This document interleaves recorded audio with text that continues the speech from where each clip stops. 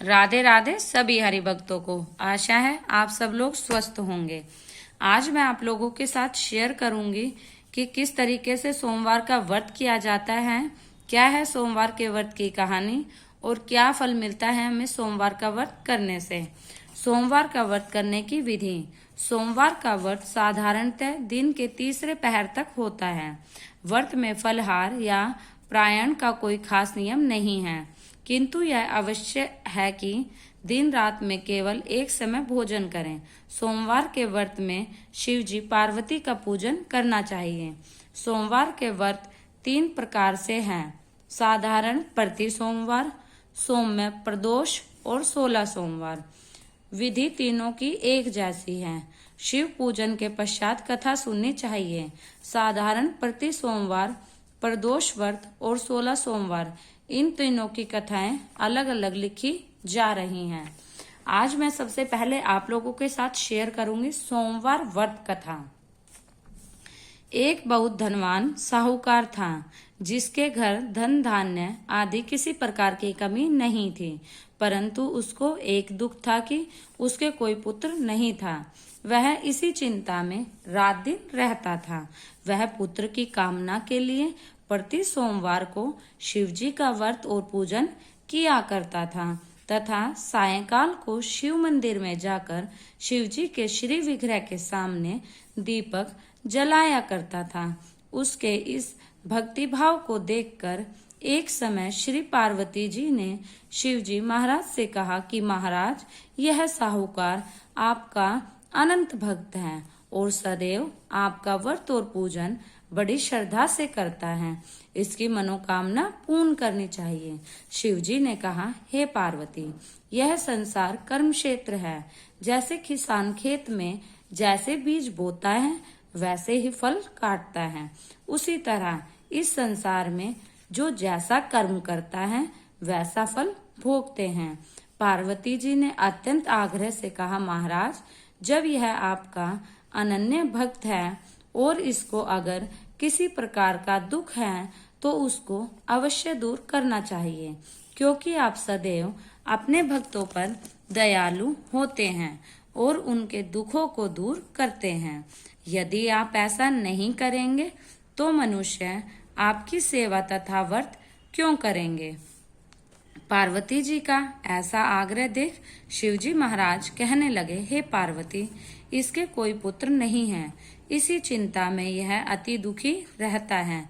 इसके भाग्य में न होने पर भी मैं इसको पुत्र की प्राप्ति का वर देता हूँ, परंतु यह पुत्र केवल 12 वर्ष तक जीवित रहेगा। इसके पश्चात वह मृत्यु को प्राप्त हो जाएगा।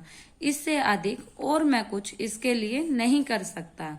ये सब बातें साहूकार सुन रहा था। इससे उसको ना कुछ प्रसन्नता हुई और ना ही कुछ दुख हुआ। वह पहले जैसे ही शिवजी महाराज का व्रत और पूजन करता रहा।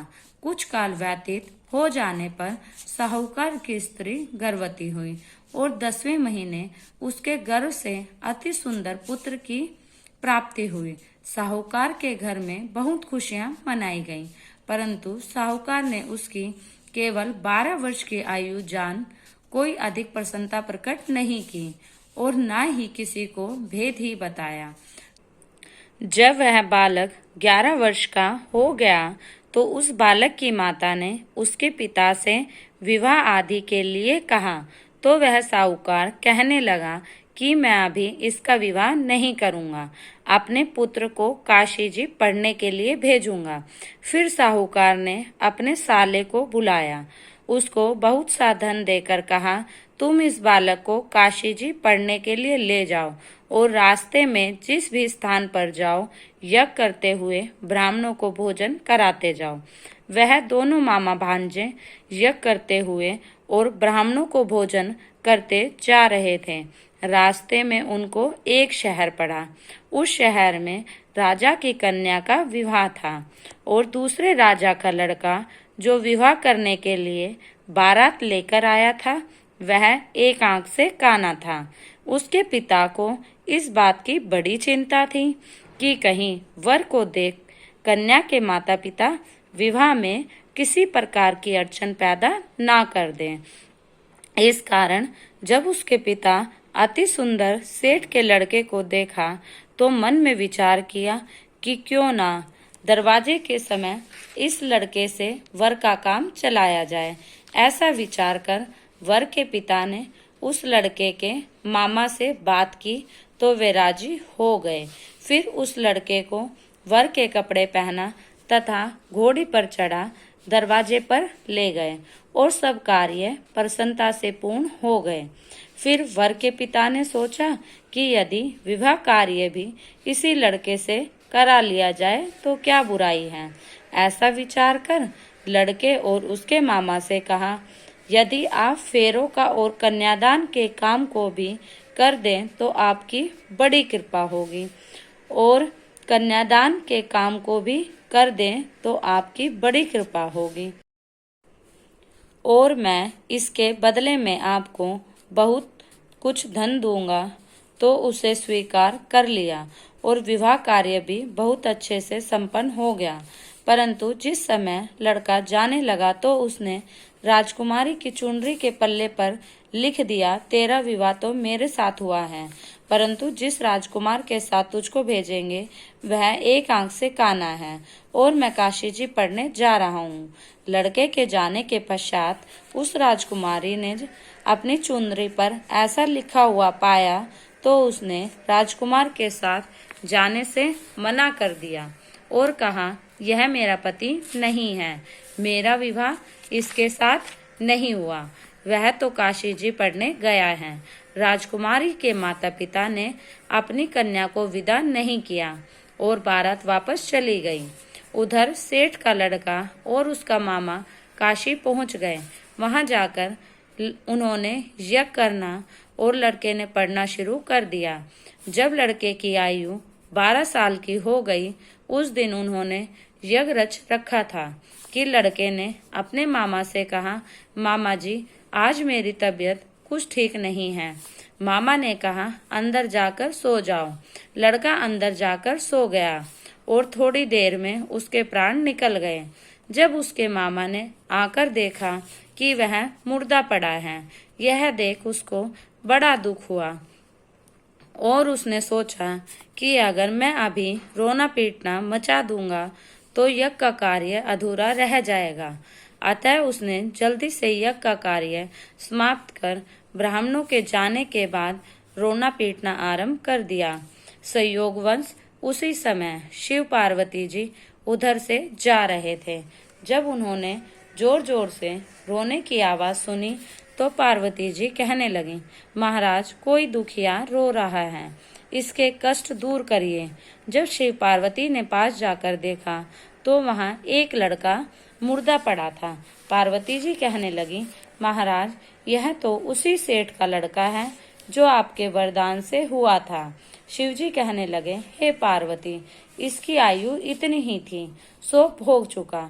तब पार्वती जी ने कहा, महाराज इस बालक को और आयु दो, नहीं तो इसके माता पिता तड़प तड़प कर मर जाएंगे।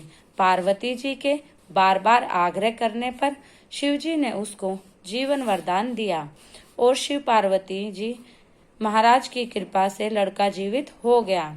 शिव पार्वती कैलाश चले गए। तब वह लड़का और मामा उसी प्रकार यज्ञ करते हुए ब्राह्मणों को भोजन कराते अपने घर की ओर चल पड़े। रास्ते में उसी शहर आए जहाँ उसका विवाह हुआ था। वहां पर आकर उन्होंने यज्ञ प्रारंभ कर दिया तो उस लड़के के ससुर ने उसको पहचान लिया और अपने महल में ले जाकर उसकी बड़ी खातिर की। साथ ही बहुत दास दासियों सहित आदर पूर्वक लड़की और जमाई को विदा किया।